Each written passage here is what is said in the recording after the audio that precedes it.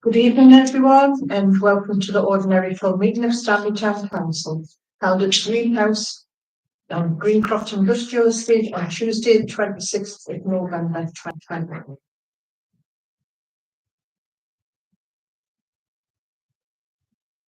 There's no planned fire drills or anything. If the alarm does go off, we'll just follow our plans. They'll know where to take us. Could everybody turn off or make the phone silent, please?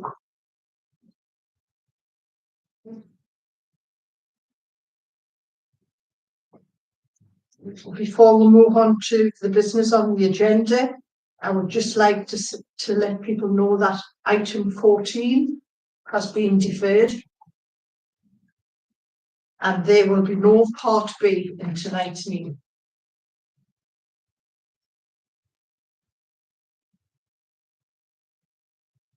Move on to apologies for absence. So far, I've got Angela, James Kane, Councillor Tully, and Dean Ford. I've got apologies for Alan Jones, Frankie Ward, Christine Bond. Actually, Christine's asked for a dispensation on medical grounds, possibly only for a month. She needs 2 reviews. Yeah. Oh, she's been since she's managed to get an appointment since I spoke to her. So it may be if we do it for a month, if everybody's happy, and then we might look for an extension. Chair, I'm happy to move that. Yeah. So Mary's had a scan today that she shouldn't be around people. You know, the radioactive scan. Oh, right. She's had that scan today. That scan, isn't it? Yeah. Not really healthy. So she's home, but she's not very well. We'll move on to item 3. Is the remainder of the section 106 under 4.8 finance regulations. It's a statutory obligation. Any member with council tax unpaid for more than 2 months is prohibited from voting on the budget or the precept by section 106 of the Local Government Finance Act 1992 and must disclose at the start of the meeting that section 106 applies to them. We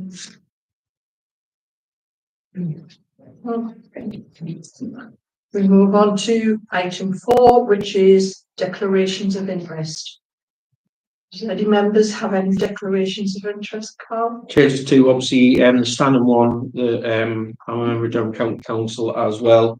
But I think the main one is if there's just anything in the budget. I know there's not any direct reference to Stanley events, but I just want to declare a pecuniary interest in Stanley events because there are a few items further down the agenda where there's updates on events where our organisation is providing support to the town council.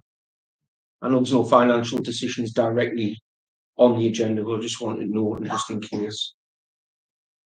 Not on the agenda to taste the same.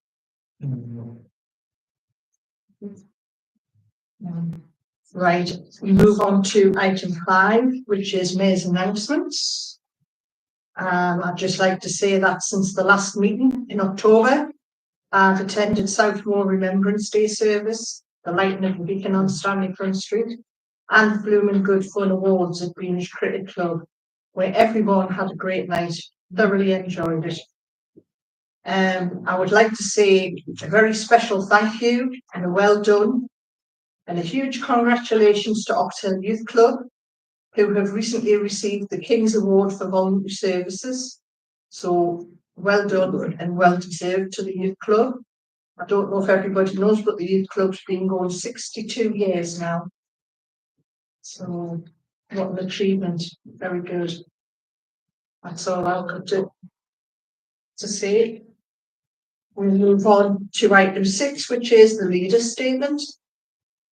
Short and sweet, I just want to say a big thank you to the team for all the work that I've done recently on, in Good Fun Awards, but also the remembrance services that we've had and all of the support work that's gone into making them as good as they actually were. I personally, I don't know about other members, but I found that numbers wise in all of the events that I attended, there was an increase in the number of people who were taking an interest, especially young people, and I just thought it was really good. So thanks to all of the team that have participated in any of the events that taken place in the last full council meeting. Thanks. Thank you. We move on to item 7, the update from the Chief Officer. Well, there's no update because our Chief Officer isn't here tonight.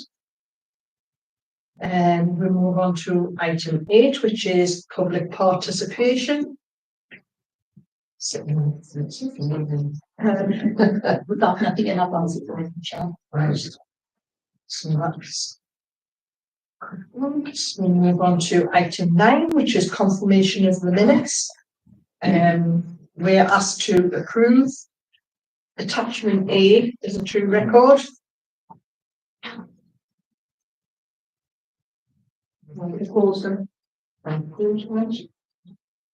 Oh, sorry. And I'm selling them.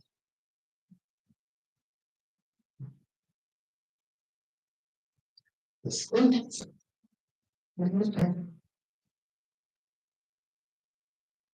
And also item 10, which is to receive the draft minutes from the Finance and General Purposes Committee held on the 12th of November 2024. All this. Yes, Jeanette. Thank you.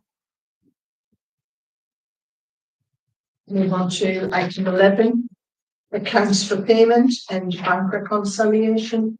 That's what we can do. Thank you, Chair. This is the usual item that is on each month. Because we resurrected finance and general purposes, they were approved at finance and general purposes, so they are on the agenda just to know if anyone has got any further comments. Are we taking on C, D and E together with that one? Yeah. Okay.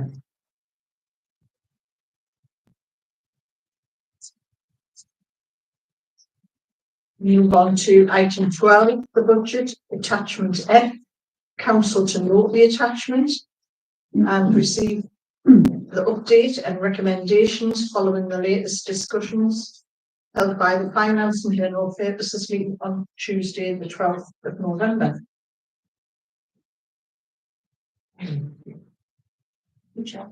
So just to give an update, we've had a budget workshop, which was the initial discussions around the budget, and we also brought it back to finance and general purposes.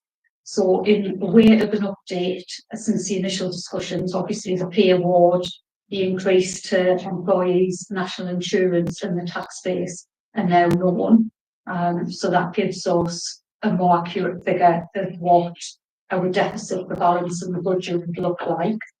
There were some recommendations made at the workshop and then again at finance and general purposes, which kind of led us to, at the last discussion, 2 options really. It was left at finance and general purposes that an increase in precept of 2.5% would balance the budget if we removed the MIF budget and allocated the shortfall from the projected savings in the current year against vacancies to go towards the impact of the salary costs for next year, which is the pay award and the impact on the national insurance. That impact is 49,000, which is equivalent to a 5.29% increase. There was a bit of discussion of finance and general purposes, and the members who attended felt by allocating some of the shortfall from the vacancies would help mitigate against a bigger increase in the precept. So I don't know what anybody's thoughts are who haven't had a a chance to put their point across, or indeed if anybody's thought of anything since the last discussion. Carl? Can I just ask, does that mean the one-off payment of 25,251 from the shortfall on salary costs this year that's gone in? Does that mean that saving will have to be realised next year? Depends, because next year, we will, if obviously, I'm assuming the government don't then put another national insurance increase, then the impact would just be the payroll. Because the difference from what we're paying now to next year will be the pay award.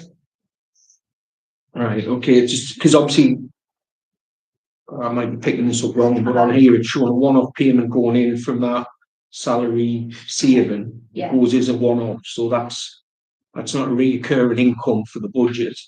So does that mean next year's budget will, when we're starting that, we'll have a, if we spend everything we're projecting to spend, does that mean we'll be left with a 25,251 shortfall at the beginning?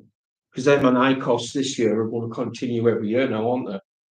Yes. So that means that next year when we start the budget setting, we'll have that money to find next year. Okay.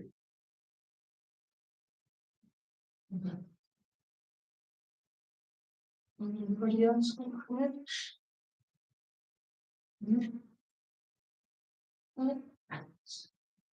So, sorry, so really it's a case of councils decide, whether you want to take the bigger hit with the 5.29%, cover the whole impact of the pay award, or whether you want to use some of the savings from this year to reduce the increase to the precept and go with option 2.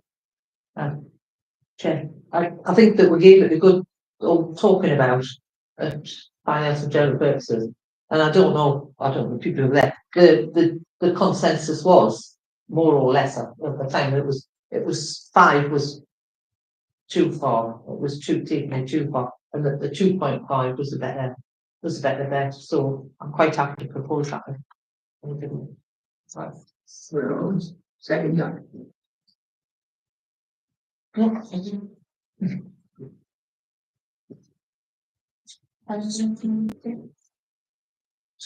show hands for. Those in favour? The 2.5. Those again.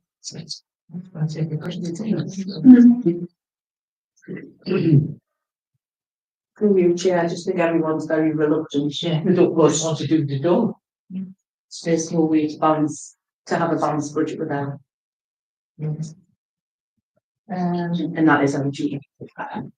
So we're to another first part, the second part, approve the following amendments to earmark reserves. So at the budget workshop, I noted a couple of things that we still holding some money in a reserve for the DD landings, which we didn't use, so I want to return that to general reserves. And obviously I've made a note on there if there was an agreement tonight to move the savings that will go into general reserves to the shortfall in the budget. So it's just to approve those two. Those in favour? Anyone against? No? Can I ask, is everybody happy for me to ask the chair to sign the precept request? Yeah.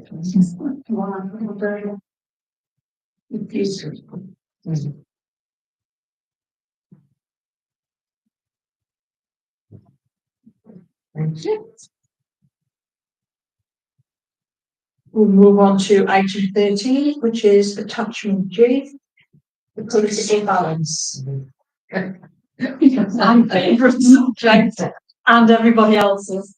So obviously we got into a little bit of a muddle with the Finance and General Purposes Committee, because I had worked the political balance out on the committee having 12 members, and as I understand it correctly, it's 10 members plus the chair and the deputy who will have voting rights. So is everybody else in agreement with that? Yeah. Right. So in that case, the appointments to that committee is 10 people, and the political balance now works out at 3 Derwent-side independents. We currently have 4, so we need to lose 1. We have 3 independents, and I call them solo independents. They need to reduce down to 2, and then Labour will need to increase by 2. So currently, for the independents, I currently have Angela, Sam, and Frankie, none of who are here tonight. So I'll need one of those to come up. And then for the Derwent-side independents, I've got Helen, Lee, Joan, and David. So I'll need one of those members to come up. And then for Labour, I have James, Jeanette, and Les, and I'll be looking for 2 members to go on. Does that make sense? Yeah, can you come back? Yeah, I'm not. That doesn't add up, no. Do you mean? Well, currently, 9. if forget the ex officios, Yeah. that doesn't add up. So we need 10 altogether. Yeah. So 5, 3 and 3 2. Derwents, Well, Derwent no, independents. I don't, how do you get 5? Labour? Well, it's actually independent solos 2.5 and Labour's 4.5. So I've rounded Labour up to 5 and the solo independents down to 2. So it's 5 Labour and 5 Oh, right, independent. independents.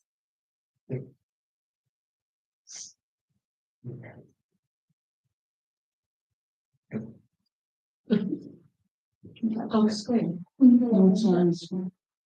Just.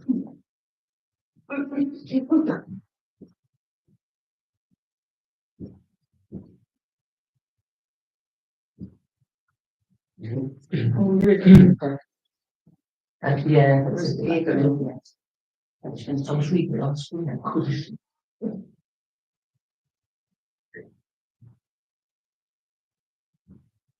So here, we've got your 10 members, which is what I'm looking for that committee. So if you look along, I'm just going to highlight these boxes and you'll be able to see the formula behind it. So obviously that says divided by 20 members times 6, because you've got 6 Derwent-side independents. So that gives you 3. And then if you go to independents, then that's 5. So we've got 5 of those, so that's divided by 20 members times 5. So theirs comes out at 2.5. And then with Labour, it'll be 9. Yeah, divided by 20 times 9, that gives you 4.5. So I have rounded Labour up to 5, independents down to 2, and Derwent-side independents to 3. So then that comes to 10. So you've kind of got 5 across these 2 and 5 here. So unless you wanted to round it any other way. Does that make sense, Helen? Yeah. Close, but it doesn't. So what's still your concern? See what the It resolves be me, because obviously it must just be in my head, because obviously there's 9 Labour and there's 11 independents between the 2 independents. So it doesn't, in my head, it's just not computing that there's 11 people and 9 people, but the 9 people have got more people on it. You've got it. We've got 3 parties, well, not 3 parties, so, but if you count the solo independents, even though they're not a party, it's a party. I get what you're coming from, but it makes sense, but it doesn't make sense. I mean, ultimately, we've only got, sorry, Chair, through you, we've got, what, however many months left before the election. So I mean, I'm not complaining, I'm just saying. Just trying to work it out. Yeah. Go on, John.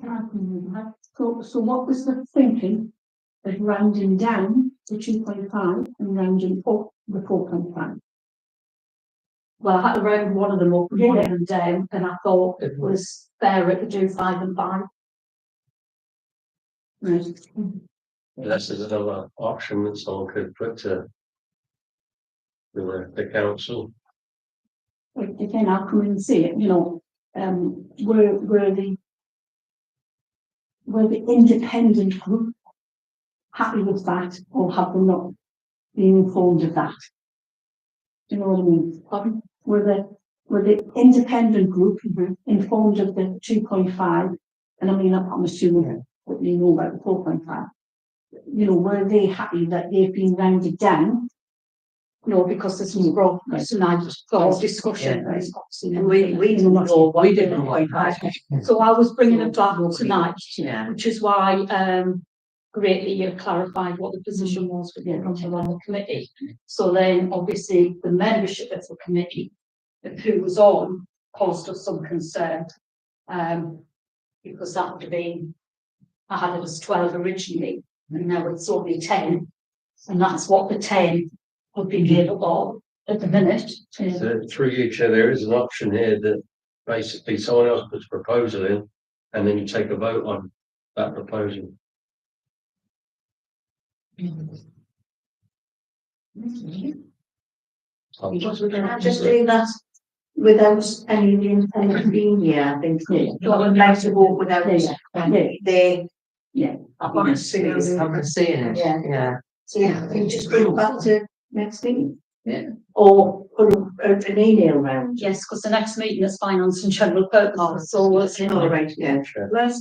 Can I just come in, and if we go with this, and who knows, if the independents have to lose one, and they decide it's going to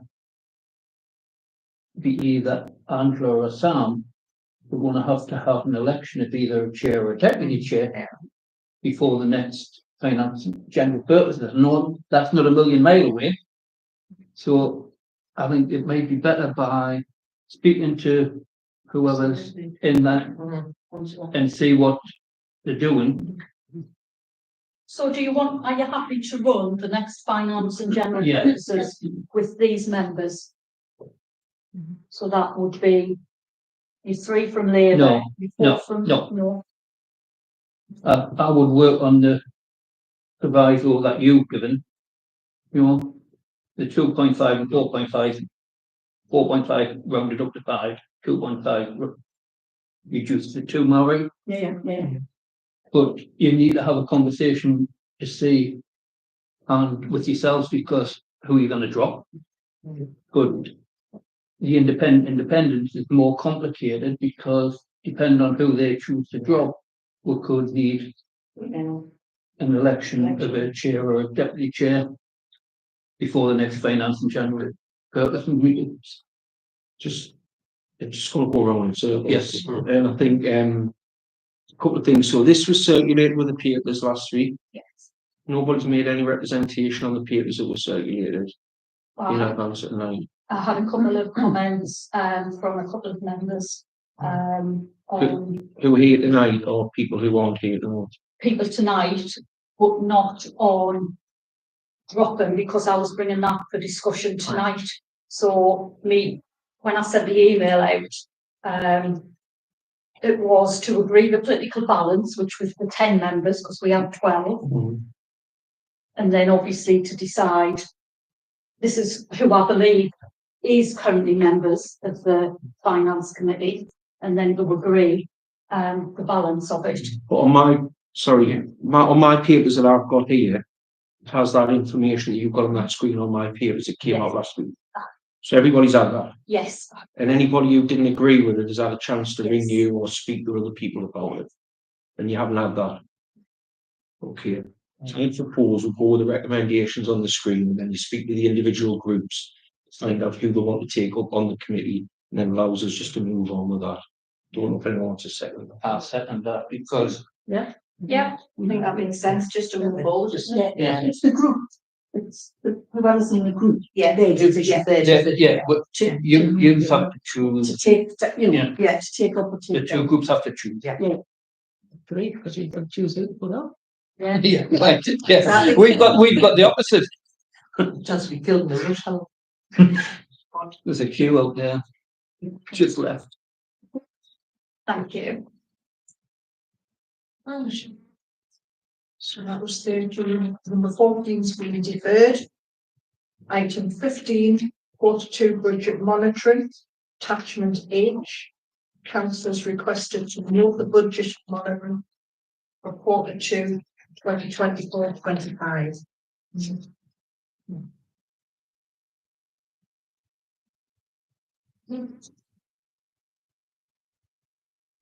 Happy to go. Yeah, it's right, yeah. Yeah. Thank you very much. Move on to item 16, local government payrolls 2024-25, which is attachment I. Council is requested to note the local government payrolls.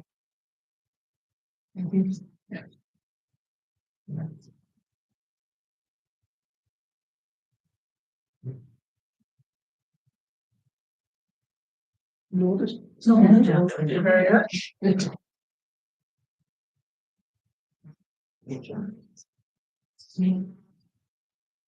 Item 17, tax base 25-26 notification attachment J. They asked, requested to note the tax base.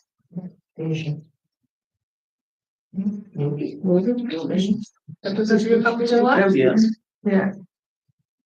Item 18, government consultation on remote attendance and proxy voting. The council to consider consultation and decide if they wish to complete survey. Now, do we have to decide whether we want to put a full council response in, or does people want to put individual responses in? So I think we do. Yeah. Yeah. I've already, I didn't realise I was supposed to wait this because I've already filled it in. Yeah, so it came to light for me and Harvey went to see Dad's meeting, and it was obviously on the agenda there. And it's the government looking to change the legislation by the consultation to allow remote and hybrid attendance and, you know, proxy voting.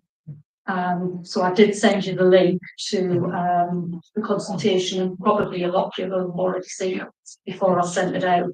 So if you're happy to go through the consultation tonight to put the council's view forward, we can do that, unless you're doing individual ones. So is it worth just taking general comments from members and just, if people disagree with them, shout up, and if they don't, they can help you inform what you're filling out? I've got a copy of the question. I don't think we should go through it line by line. I'm not being fun, but Yeah, I mean, It's very short. yeah, it's not a big consultation.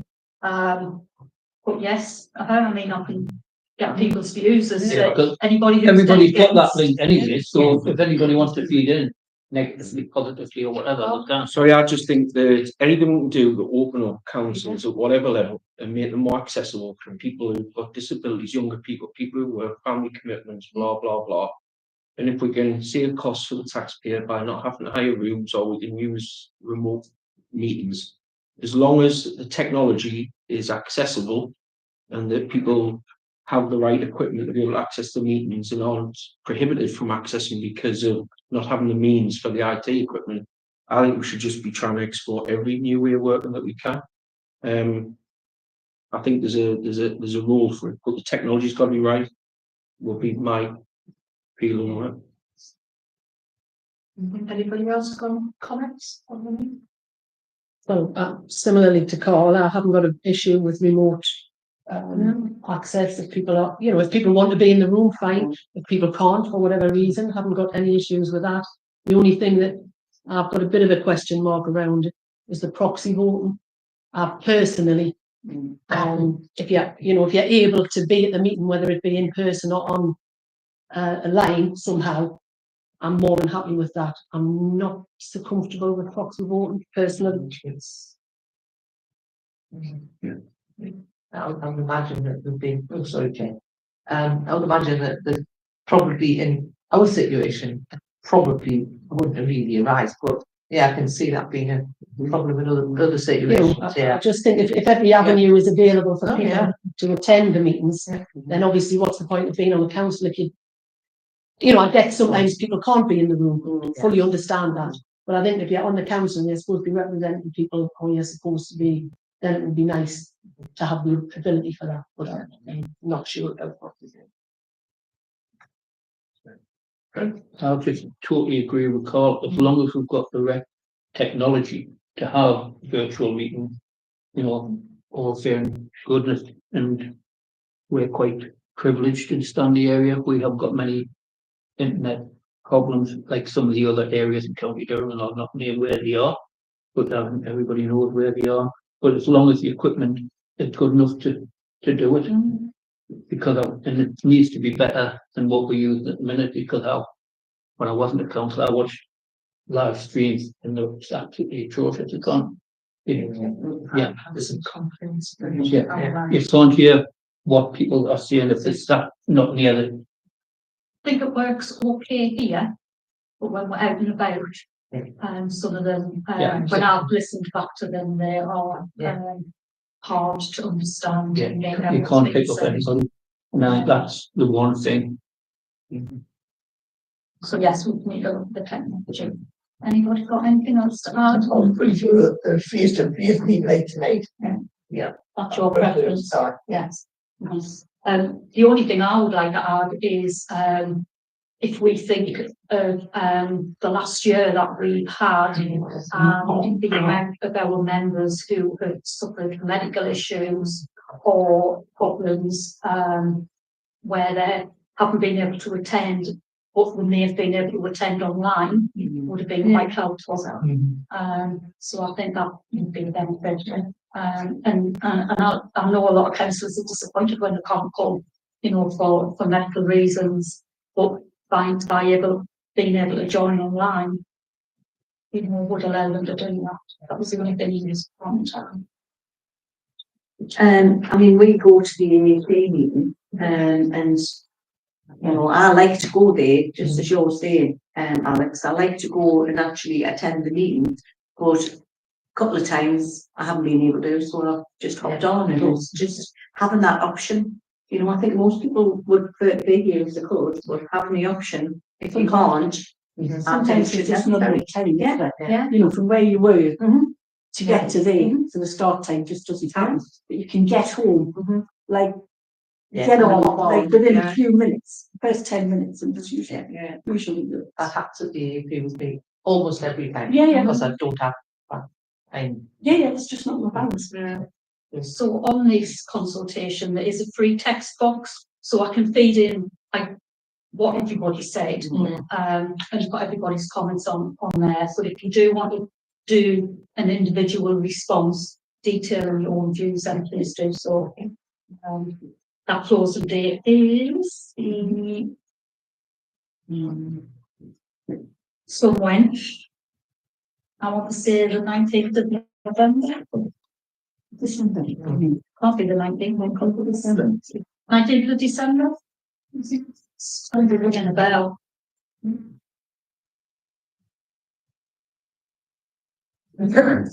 Just bear with me. It's open for 8 weeks from 24th of October. So that is about From the middle of December. Sure. That rings bells with me as well.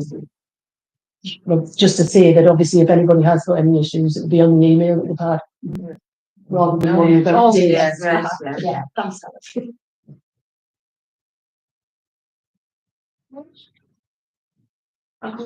Yes, sir. Right, we move on to item 19, which is the asbestos report. You want to use that anything you want to say, Jim?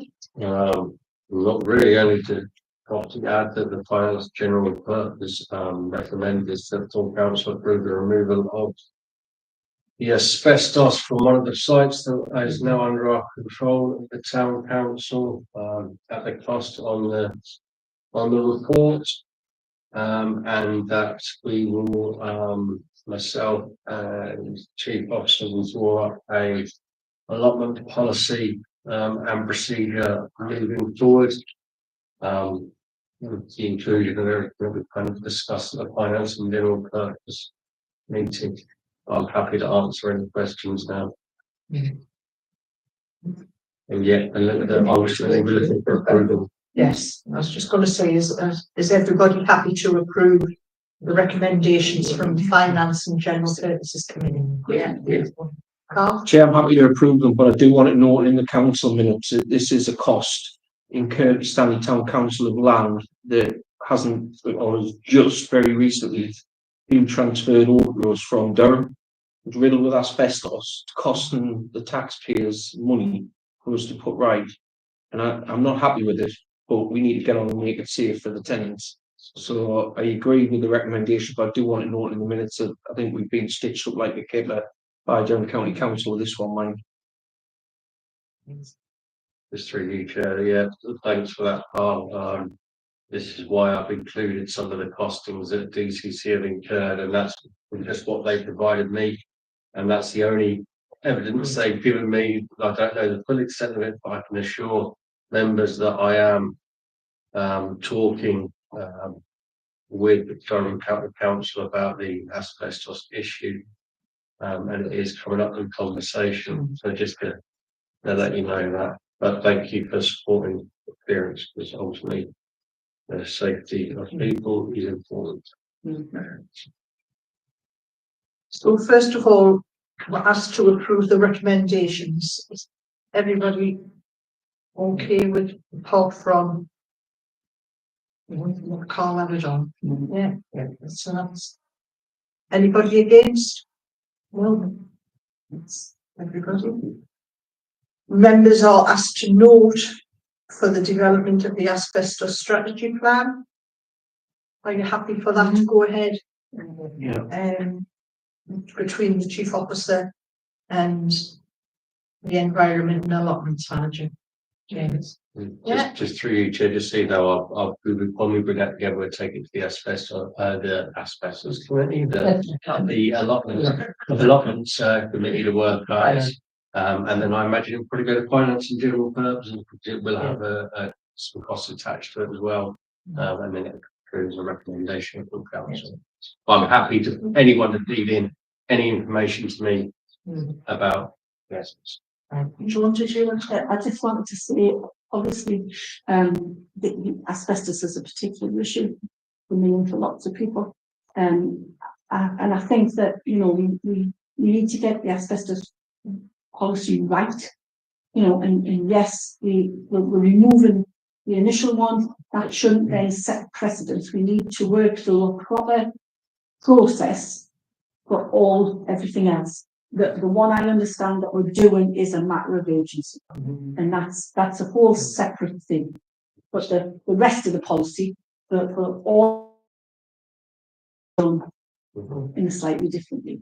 That considered as a direct let and association. So That's what we need to clear that one. Yeah. Out of here. Everybody happy with that then? Yeah. thank you. We'll move on to item 20, which is the events update. Alex, do you want to do this or do you want me to? Right, the council is asked to note thanks from the events officer for the attendance at the recent Remembrance Sunday services. The events were well attended from a variety of organisations and authorities: Durham County Council, Police and Crime Commissioner, office and local stations, Stanley Town Council, and of course the general public. And councillors are asked to note the following upcoming event dates.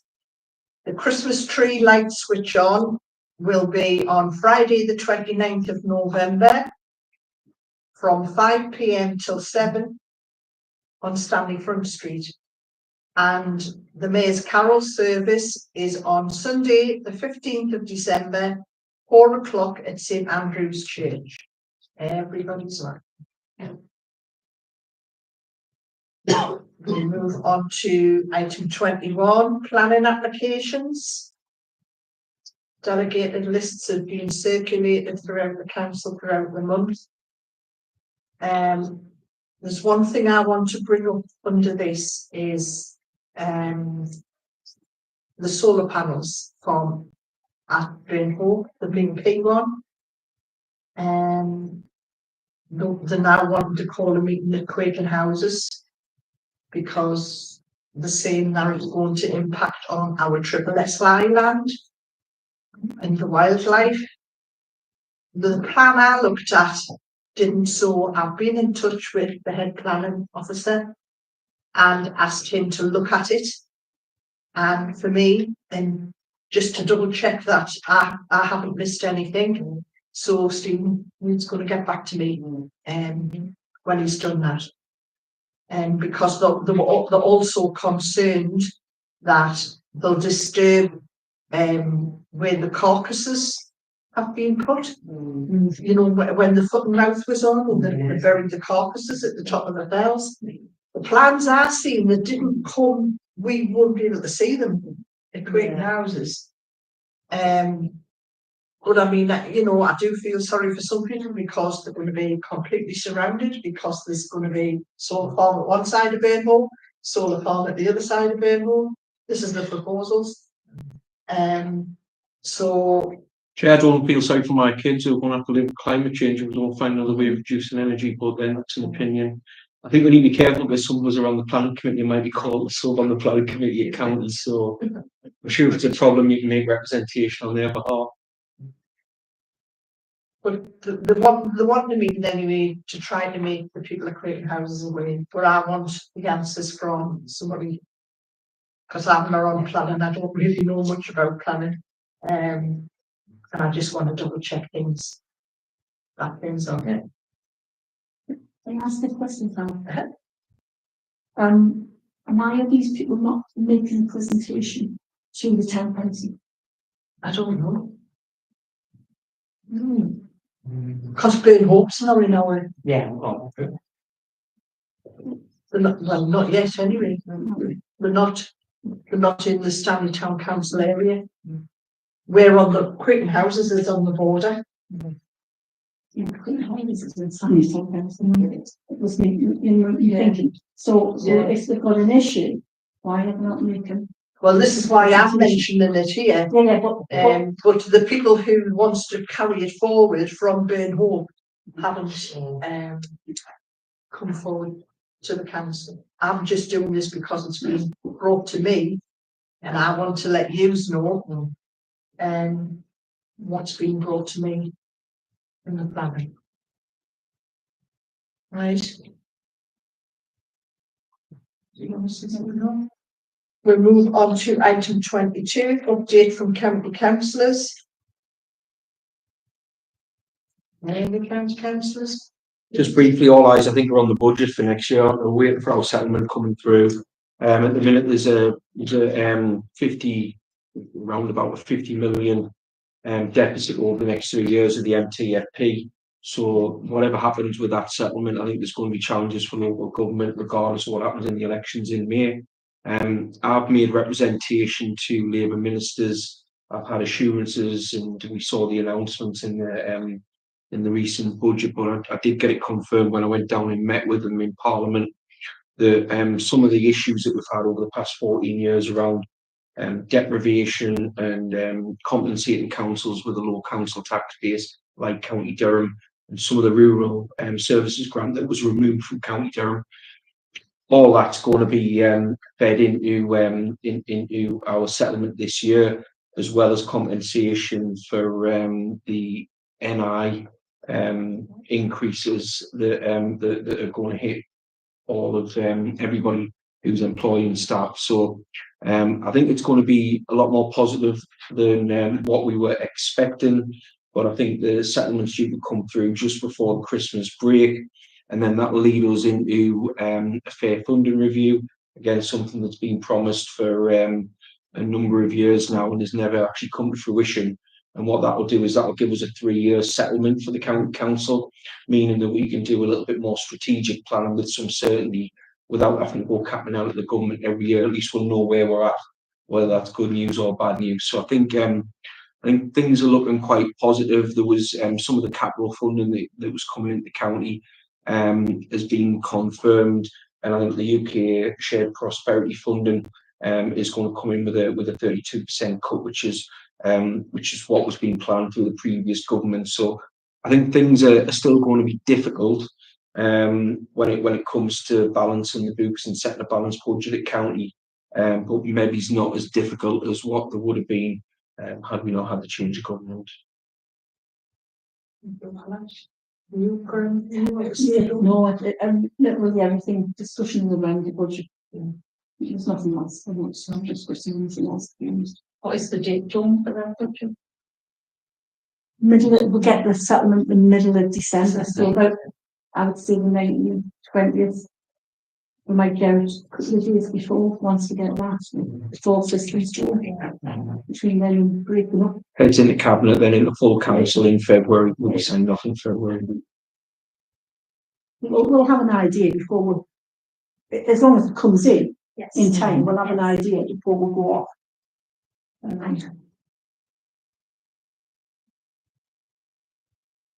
Thank you for that. Item 23 is the date and time and venue for the next meeting. Well, we don't normally have a meeting in December. So our next meeting will be Tuesday, the 28th of January, 2025.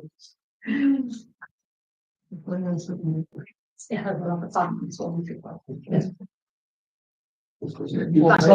Pardon? The 28th of January. The next full council. But there'll be a finance meeting for that. Can I thank everyone for coming along, and I hope everybody has a lovely Christmas and New Year. No, it's flowing. Next time we meet, like the first month in January. Michelle, you start. Can I just say, if you haven't seen Scott, get yourselves to Stanley on Saturday night. Friday night. It was absolutely amazing. I'm in awe of them, and I've seen them about 6 times already. It's